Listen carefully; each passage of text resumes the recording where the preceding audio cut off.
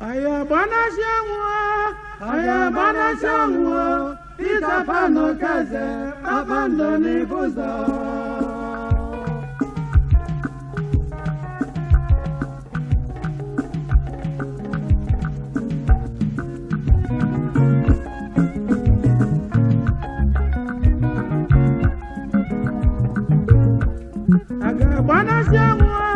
Agabana shangwa itapano kaze abando nibuzo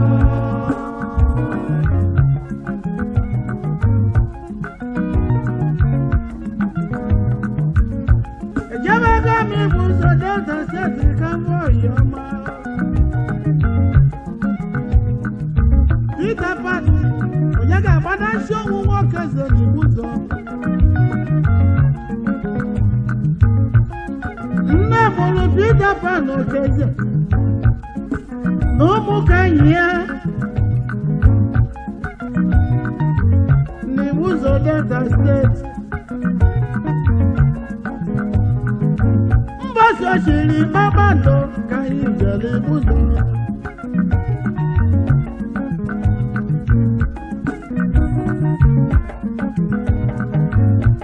Onyaga bana show workers on the buzo.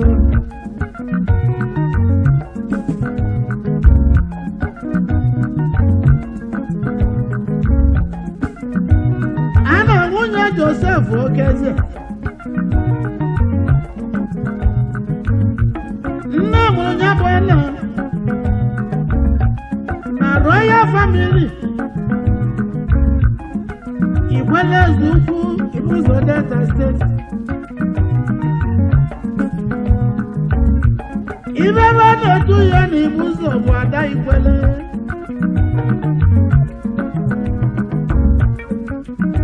Manya bwana mụrụ ụmụ ịsa mana nwaanyị ahụ siri ọnwụ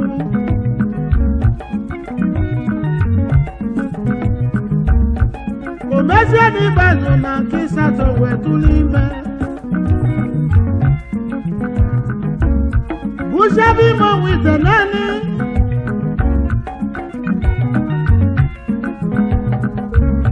Owelu na February 2nd, 1950. Ibe wee mewe na nwunye Okeze n'Ibuzo. Ibe nọ n'ebele Chukwu kere ụwa.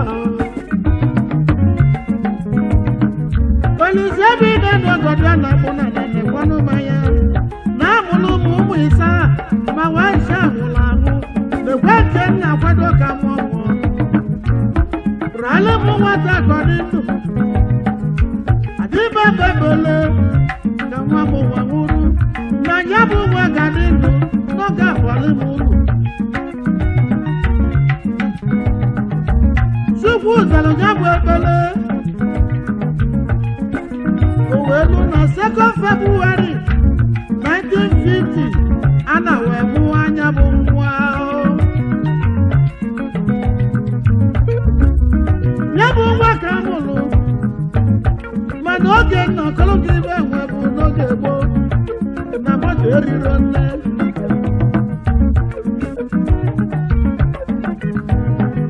Uno mama nje mosu nenye nsogbu Adaezo nyabu nwa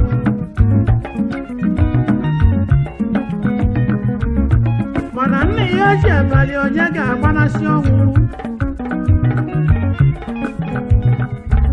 Onye ga-agbanasi ọnwụ Okeze n'Ibuzo a ga-agbanasi ọnwụ Peter Pan Okeze Babando n'Ibuzo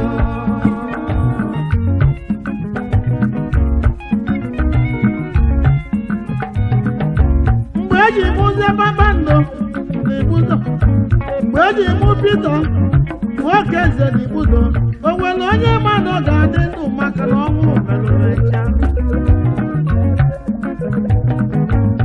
Echedo ga-adị kwesị adị maka na mmadụ niile na-emelu ụmụmụ ya ebele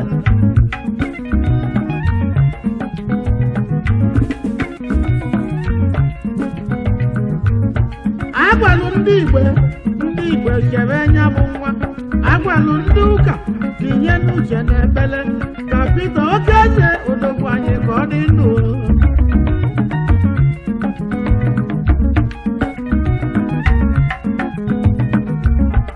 maka iwe ọnwụ mere Abaka nye ka o ji wee baba Pita Okezie ava ibe bụ ya bụ onye ga-agbanasị ọnwụ akakalabu ibuzo anịsi ike ọnwụ otu egwu igbo ntụ ojebata ọcha ajụ wechaba aba bụ Pita maka ọnwụ olu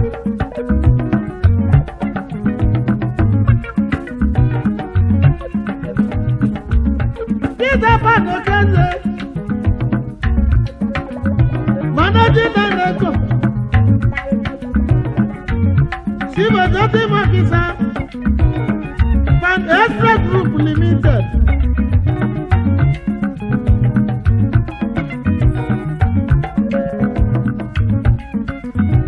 Kanye ọfụmụ Kanye ezigbo ọmụmụ na-eme n'Igbo ụzọ n'ọkalịla akalị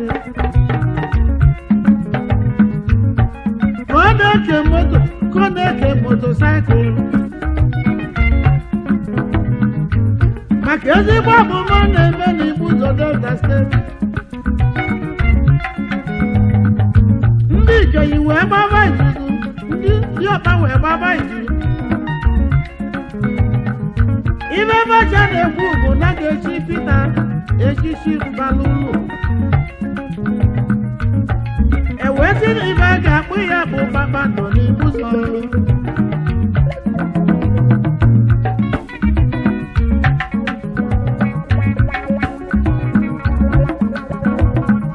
nye bụ Pita wee kelee ịnụ nwaanyị wee lụta Mrs. Patricia Ngozi Okezie nwaanyị ọma ibe na-akpụ ya bụ Mama Ndo n'Igbo ụzọ onye ma Mama Ndo n'Igbo ụzọ nwaanyị ọma nwaanyị ma obi dị maka ibe ọma Pita na-emeli Igbo ụzọ n'Igbo ụzọ ka nwunye jiri tụrụ ime mmụọ ejima ịtọ Emeka Sidini ezi nwa Pita Okezie n'Igbo ụzọ Shelley ezi nwa Pita Okezie n'Igbo ụzọ Onyeka ezi nwa Pita Okezie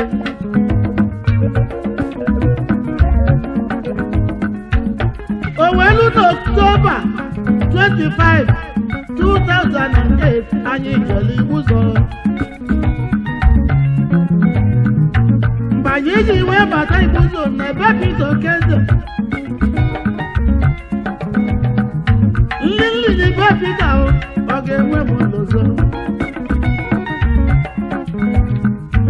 mmanya nlalụ be Pita ọ ga-enwere m n'ụzọ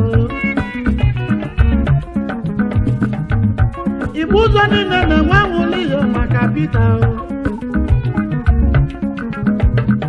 nye bụ Pita Okwute ọmụmụ Pita dị ka mbọsị a mụrụ Jizọs Kraịst maka na onye ọbụla na-enwe anwụlụ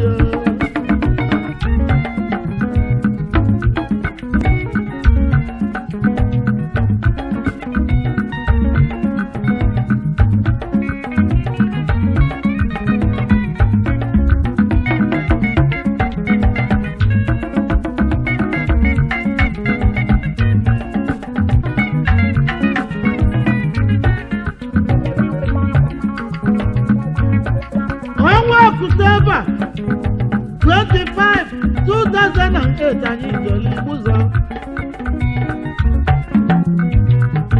o wee bụ na His Royal Highness Obi Prọfesọ Louis Cheluno Nwabashi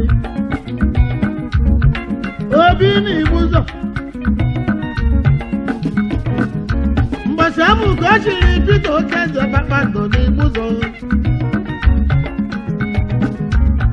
Mgbe Peter ji iwe si na Bobi wee bata ụlọ, ibe Igbuzo niile na-ekwu Kpakpando abịa, ibe Igbuzo na-ekwu Kpakpando abịa, ka anyị ya ọfụmụ ka anyị ya Kpakpando abịa, ibe Igbuzo niile na-ekwu Kpakpando abịa, Kpakpando igwe ji dị ọgọ n'Igbuzo Kpakpando abịa, ka anyị ya ọfụmụ ka anyị ya Kpakpando abịa, Peter Pan nwoke si n'Igbuzo Kpakpando abịa.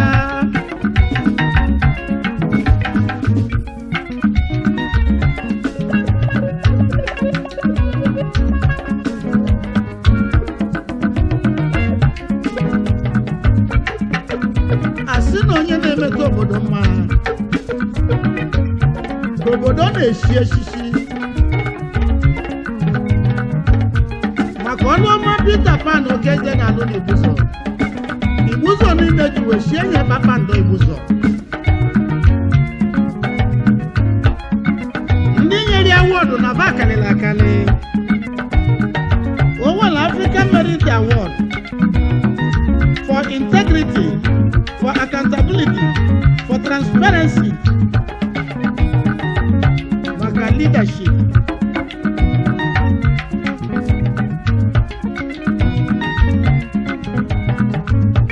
Ndị niile na-enye awọdụ nọ na-eme ọfụma maka na ka ọ na-eke moto ka ọ na-eke motosaịkụl. Kpakpando Igbuzo ọ ga-abalị ya Chineke ka anyị na-ayọ ka onye ya ogologo ndụ.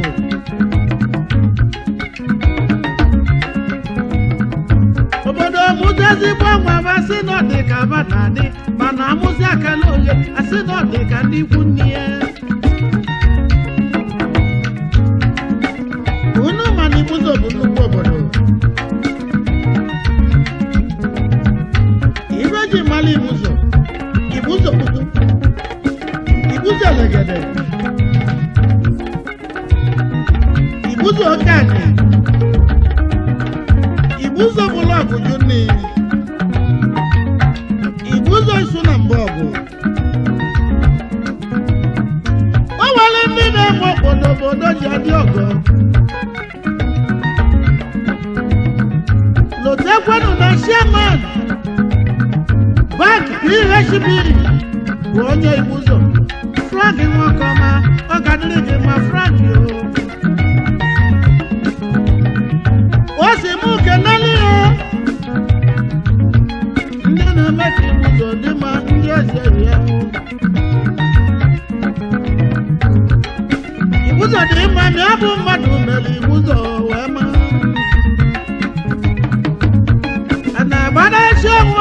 Anabanasionwo Peter Pan Okezie Kpakpando n'Igbuzo.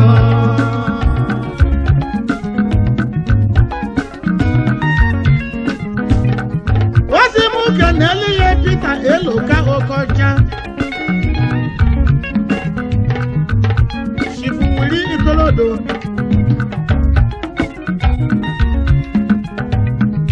ozi mụ kenelu ya Martin Ikediashi, onye ma Mr. Francis Agushe,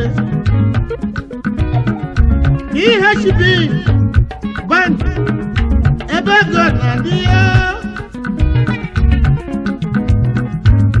Anyị gbabazie na-ekene Mr. Sebastian Adigwe,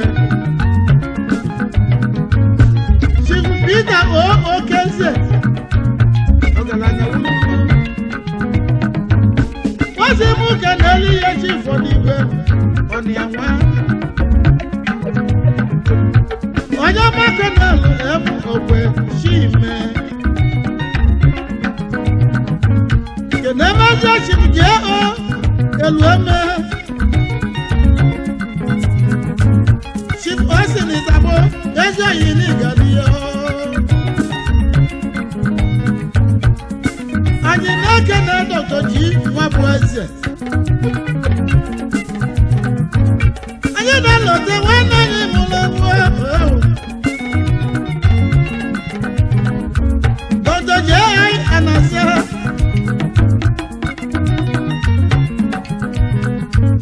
Mr. Ima Odume, unu na mụ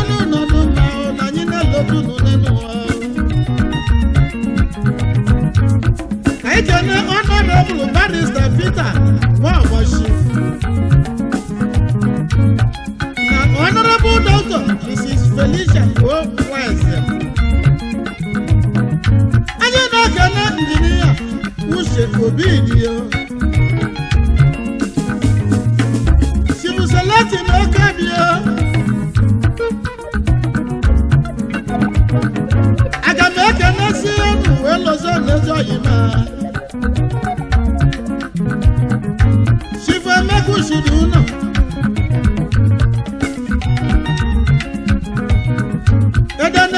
Igwe mushudu nọ n'ibuzo oyimeze nwata n'ibuzo Chairman Police Welfare Association n'ime Nigeria Chairman the police ya bụzi Emeka Uchudu nọ ededede n'igwe mushudu nọ Onyema mushudu nọ n'ibuzo n'ịgadị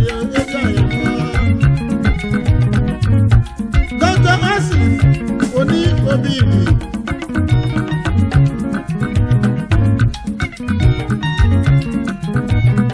Oye bana chawo mama ni buzo Oya siji dekoji makano na mebade mao Makano onye chiri babando no na emeto bodo mao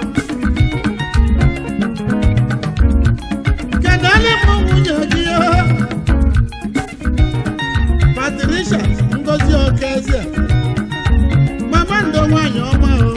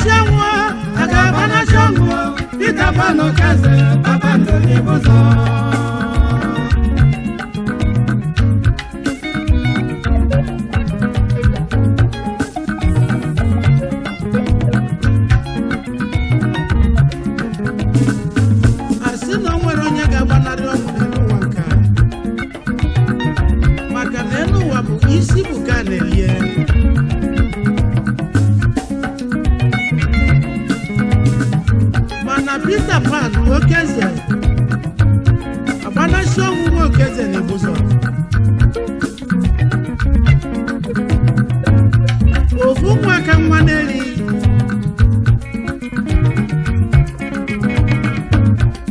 ometo obodo mma n'ibuzo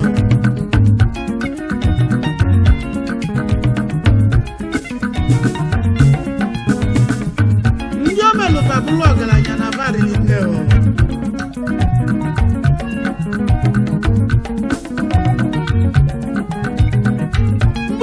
Ji we shisha sia baba ndo n'ibuzo ibi buzo nina n'ekwo baba ndabia ibi buzo n'ekwo baba ndabia ibi buzo n'ekwo baba ndabia ibi buzo n'ekwo baba ndabia ibi buzo nina n'ekwo baba ndabia kanya ofumu kanya baba ndabia abana shamu Okeze baba ndabia ibontu baba ndabia Anisite Babandabia Ojebata Babandabia Akakalabuo Babandabia Onwatuogu Babandabia Oshaju Babandabia